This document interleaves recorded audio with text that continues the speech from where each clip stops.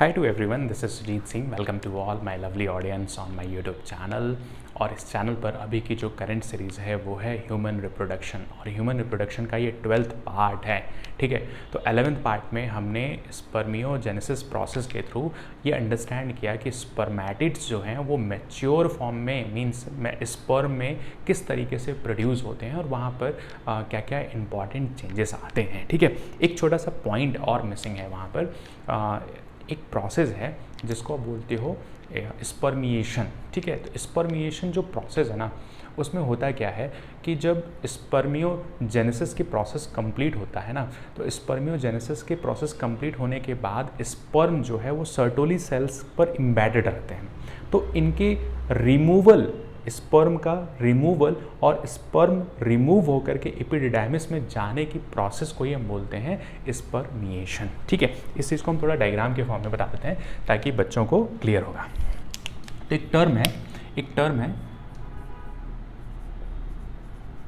Spermiation.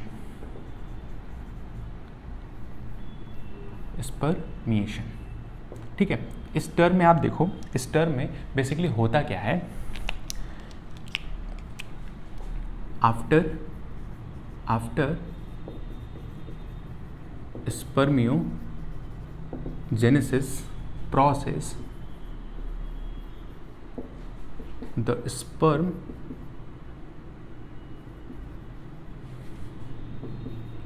head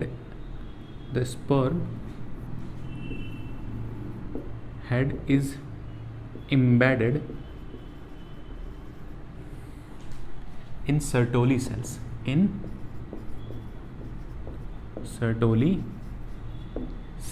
ठीक है, तो सर्टोली सेल्स में होता क्या है, इस चीज़ को मैं कंप्लीट करूंगा। तो होता क्या है कि सपोज ये एक आपका क्या है, ये आपका एक क्या है सर्टोली सेल्स, ये आपका क्या है एक सर्टोली सेल्स। ठीक है, इस सर्टोली सेल्स में होता क्या है कि स्पर्म का जो हेड है ना वो कंटिन्यूसली एम्बेडेड होता है। आप इसको इस तरीके से समझ लो, ये आपका स्पर्म है और ये आपका सर्टोली सेल्स है। तो ये आपका क्या हो गया, मेल बॉडी का स्पर्म, और ये क्या है सर्टोली सेल्स।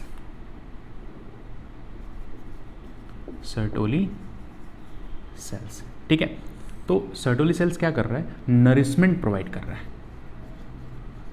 नरिशमेंट प्रोवाइड कर रहा है किसको, स्पर्म को, ताकि ये मैच्योर हो सके, ताकि ये क्या हो सके, मैच्योर हो सके। ठीक है, ताकि ये मैच्योर हो सके। तो स्पर्मिएशन की जो प्रोसेस है ना, after spermiogenesis process the sperm head is embedded in Sertoli cell, the removal of sperm from Sertoli cell,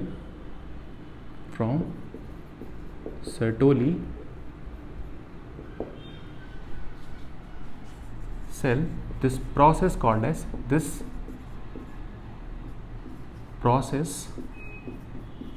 as spermiation. ठीक है, स्पर्मिएशन इसी प्रोसेस को जो रिमूवल होता है, स्पर्म हेड का जो रिमूवल हो रहा है सर्टोली सेल से, इसी चीज़ को आप बोलते हो स्पर्मिएशन। ठीक है, तो होता क्या है कि फाइनली स्पर्म रिलीज हो गया, और रिलीज होने के बाद ये कहाँ जाएगा, मूव इनटू एपिडिडाइमिस। ठीक है, और ये कैसा है, एक मैच्योर स्पर्म है। ठीक है, ये कैसा है, एक मैच्योर स्पर्म है। अब देखो होता क्या है कि आपका सपोज ये क्या है, एक हाइपोथैलेमस है, ये ब्रेन वाला पार्ट हो गया ना आपका, ये क्या है, एक हाइपोथैलेमस है, ये आपका सेरेब्रल हेमिस्फीयर है, हम बाद में बताएंगे। बट आप इसको ये समझो कि ये क्या है, एक आपका हाइपोथैलेमस, ये क्या है आपका एक हाइपोथैलेमस। इस हाइपोथैलेमस से क्या कनेक्टेड होती है? तो कनेक्टेड होती है पिट्यूटरी ग्लैंड। क्या कनेक्टेड होती है? Pituitary gland. ठीक है, तो ये हो गई आपकी एंटीरियर पिट्यूटरी ग्लैंड और ये हो गई आपकी पोस्टीरियर पिट्यूटरी ग्लैंड। तो ये क्या है? एक तरह की पिट्यूटरी ग्लैंड। ठीक है, अब देखो एंटीरियर पार्ट से दो हार्मोन रिलीज होते हैं। एंटीरियर पार्ट से दो हार्मोन रिलीज होते हैं।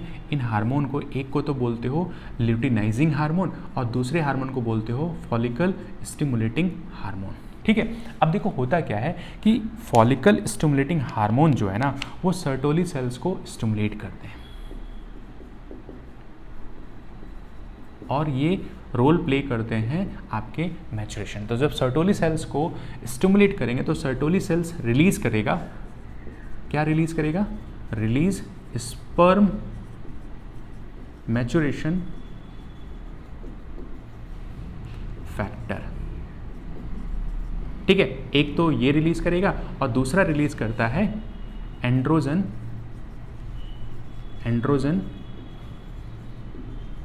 Binding factor.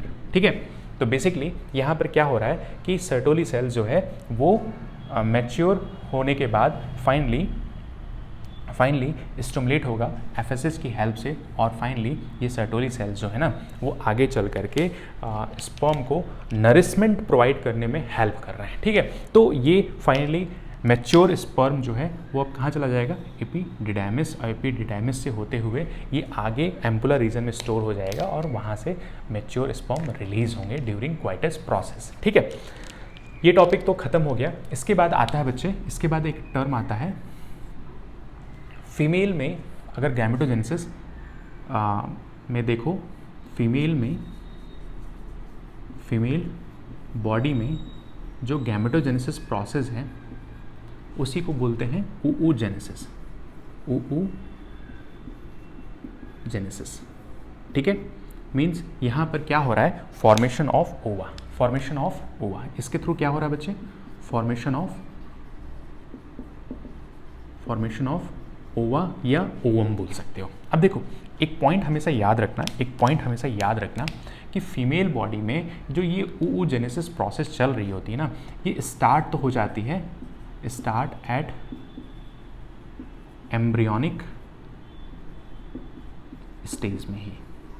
मीन्स जब फीमेल बेबी अपनी मदर की यूट्रस में रहती है ना, तभी उनके ओवरी के अंदर oogenesis प्रोसेस स्टार्ट हो जाती है। ठीक है, तो जब ये मदर के यूट्रस में ये फीटस के फॉर्म में रहते हैं ना, तभी ये एम्ब्रियोनिक स्टेज में इनके फीमेल फीटस में ओवरी के अंदर ये एम्ब्रियोनिक स्टेज स्टार्ट हो जाती है इन ओवरी। ठीक है, इन ओवरी। अब देखो होता क्या है, मैं यहाँ पर मेंशन करता हूँ कि ओवरी के अंदर ओवरी एक तरह की क्या है? गोनैड है, गोनैडल सेल्स हैं, या आप बोल सकते हो गोनैड्स हैं, आप बोल सकते हो गोनैड्स हैं। ठीक है, गोनैडल सेल्स हैं। ठीक है, इस ओवरी के अंदर क्या प्रेजेंट है? Primordial germ cells. Primordial germ cells present है। ठीक है, अब प्रीमोर्डियल जर्म सेल्स के अंदर क्या प्रेजेंट है? उगोनियम सेल्स प्रेजेंट है। उगोनियम सेल्स प्रेजेंट है और इसी उगोनियम सेल्स के अंदर क्या चल रही है?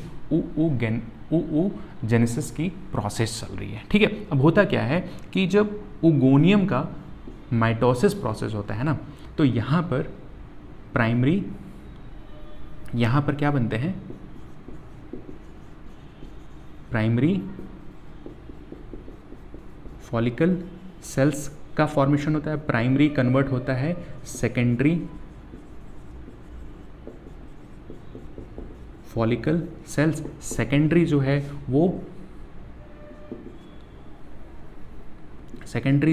वो टर्सरी फॉलिकल सेल्स में कन्वर्ट होते हैं और टर्सरी फॉलिकल सेल्स आगे चल करके क्या बनाते हैं, ग्राफियन, क्या बनाते हैं, ग्राफियन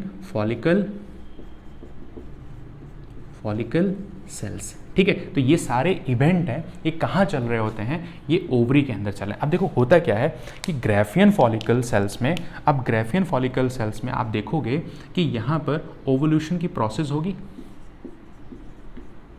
ओवल्यूशन की प्रोसेस होगी और ग्राफियन फॉलिकल जो है वो रप्चर हो जाएगा ड्यू टू किसकी इन्फ्लुएंस से, ड्यू टू ल्यूटिनाइजिंग हार्मोन, जो कहाँ से रिलीज हो रहा है, पिट्यूटरी ग्लैंड। तो ये बेसिकली क्या काम कर रहा है, ये LH सर्ज करेगा और फाइनली क्या होगा, ओवल्यूशन की प्रोसेस होगी। मीन्स ग्राफियन फॉलिकल जो है वो रप्चर हो जाएगा और रप्चर होने के बाद बेसिकली यहाँ से क्या निकलेगा, यहाँ से निकलेगा एक ओवा, एक ओवा का फॉर्मेशन हो जाएगा। ये सभी क्या है, क्यूमुलस ग्रेनुलोसा लेयर है और ये क्या है आपका एक एग ड्यूरिंग मेंस्ट्रुअल साइकिल। ठीक है, अब देखो बचे हुए ग्राफियन फॉलिकल्स जो हैं वो तीन फॉर्म में कन्वर्ट हो जाते हैं, ठीक है, एक तो होता है कॉर्पस हिमोरिज और दूसरा होता है कार्पस ल्यूटियम और तीसरा होता है कार्पस एल्बिकन्स। ठीक है, तो ये तीन स्टेजेस में कन्वर्ट हो जाते हैं। ये बेसिकली क्या है, ये आपके बचे हुए रेस्ट ऑफ द, तो एक तो है कॉर्पस, एक को बोलते हो कॉर्पस हिमोरिज, दूसरा है कॉर्पस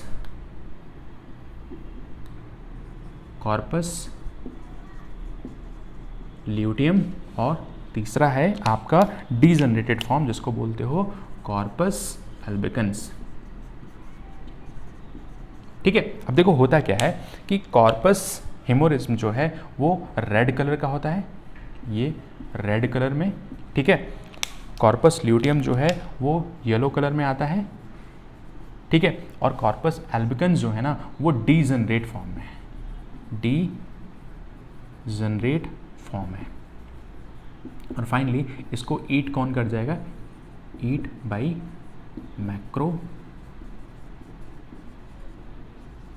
मैक्रोफेज। तो देखो ये मैंने पूरा इवेंट आपको बताया कि किस तरीके से पूरा इंटायर इवेंट चल रहा है, किस तरीके से इंटायर इवेंट चल रहे हैं, या आप बोल सकते हो स्टेप।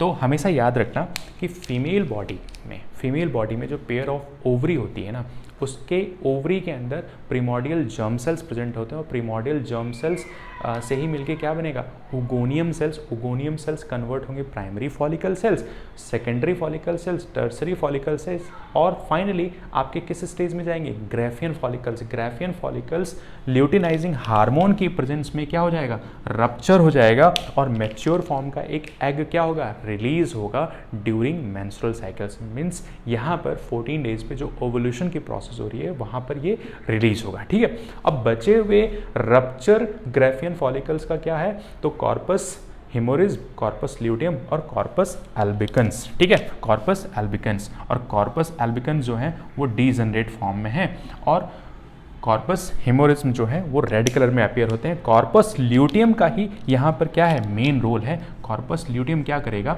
ये रिलीज करेगा,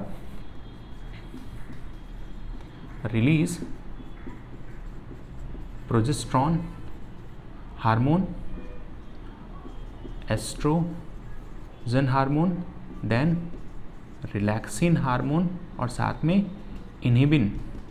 इन हार्मोन के इंपॉर्टेंट फंक्शंस होते हैं, बट आप अभी इस पार्ट में ये अंडरस्टैंड करो कि कॉर्पस ल्यूटियम जो है वो मेंटेन करके क्या रखता है, प्रोजेस्टेरॉन के हार्मोन के लेवल को। ठीक है, जब तक बेबी के डेवलपमेंट में जब तक प्लेसेंटा फॉर्म नहीं होती है तब तक कॉर्पस ल्यूटियम ही वो टेम्परेरी ग्लैंड की तरह काम करते हैं कि ताकि बॉडी में हार्मोन को मेंटेन किया जा सके। और कॉर्पस ल्यूटियम किसके इन्फ्लुएंस में आ रही है, आपके ल्यूटिनाइजिंग हार्मोन, और ल्यूटिनाइजिंग हार्मोन को रिलीज कौन कर रहा है? आपका एंटीरियर पिट्यूटरी ग्लैंड, जिसको सिग्नल कौन दे रहा है? हाइपोथैलेमस। ठीक है, तो ये इंटायर जो प्रोसेस है ना थोड़ा कॉम्प्लेक्स है, बट अगर आप पूरे नर्वस सिस्टम और ह्यूमन रिप्रोडक्शन के इस पार्ट को अंडरस्टैंड करोगे ना, तो पूरा जो master regulator of endocrine gland क्या है? आपकी हाइपोथैलेमस है। हाइपोथैलेमस ही आपके इंटायर डिफरेंट ऑर्गन को कंट्रोल करता है और वहाँ से डिफरेंट हार्मोन का रिलीज होता है। ठीक है, तो ये रहा आज का टॉपिक। चलो ख्याल रखो अपना।